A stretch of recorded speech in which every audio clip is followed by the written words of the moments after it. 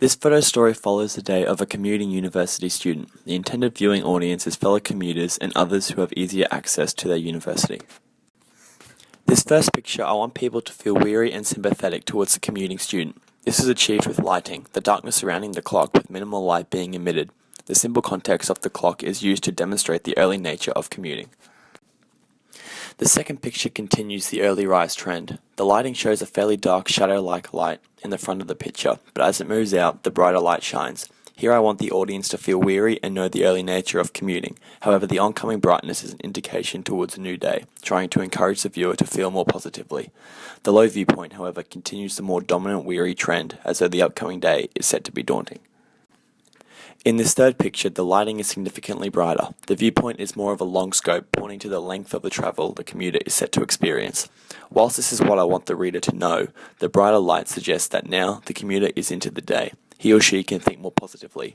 This is what I want the audience to feel. This picture shows bright light and a higher viewpoint, showing that the commuter is at peace. This is exactly what I want the viewer to feel, perhaps even a sense of anticipation now that the commuter is well into the day.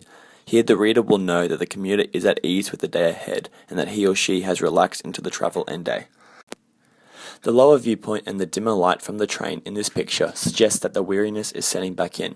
The context of the crowded train shows many other people commuting, whether that be to university or to work.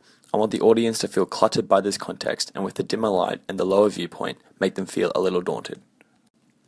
In this picture, I want to give the impression of repetition.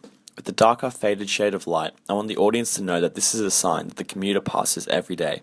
I want them to perhaps feel a little over it themselves, and again, a little weary.